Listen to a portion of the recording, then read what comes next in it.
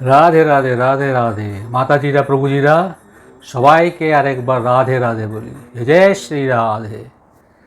জয় নিত্যানন্দ প্রভুর জয়, জয় গৌরাঙ্গ প্রভুর জয়, জয় গুরুদেবের জয়, জয় ভক্তগণের জয়, জয় বৈষ্ণবদের জয়।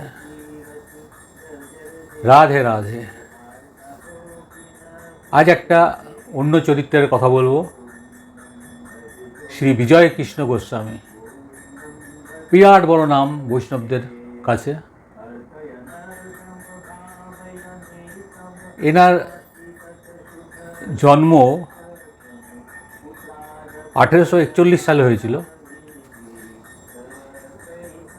বাবার নাম ছিল অন্নদ কুমার গোস্বামী আর মার নাম ছিল স্বর্ণময়ী দেবী।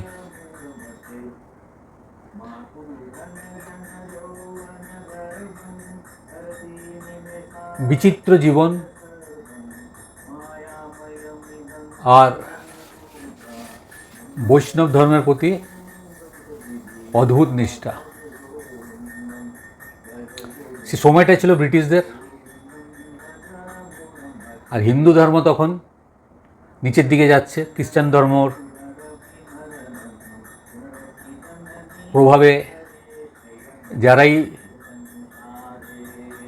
স্কুল কলেজ থেকে পাস করছে বেশিরভাগই খ্রিস্টান ধর্মের দিকে ঝুঁকে পড়ছিল। আর মুসলমানদের তো তার কয়েকশো বছর আগের থেকেই চলছিল হিন্দু ধর্মকে ধ্বংস করে দেওয়ার কথা। এই সময়টাতে রামকৃষ্ণদেবও ছিলেন।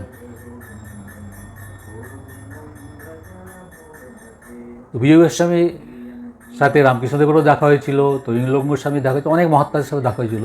এমনকি দেবেন্দ্রনাথ ঠাকুর, যে রবীন্দ্রনাথ ঠাকুরের বাবা, তার সাথেও দেখা হয়েছিল। সেগুলো আমি পরে বলছি। বিজয় কৃষ্ণ গোস্বামীর যে বাবা বিরাট বৈষ্ণব ছিলেন। ঘরে তাঁদের শ্যামসুন্দরের মূর্তি ছিল, রোজ পূজা অর্চনা করতেন। তার হঠাৎ খেয়াল হলো, প্রথম তার ছেলের জন্ম হয়ে গেছিল, পুরী যাওয়ার ইচ্ছা হলো যে জগন্নাথ ধাম যাব। সে দণ্ডি কেটে কেটে পুরী গেছিলেন, ধরুন বছর দুয়েক লেগে গেছিল। দিয়ে পুরীতে তো এত ভালো লেগেছে যে ফিরবেন না। তখন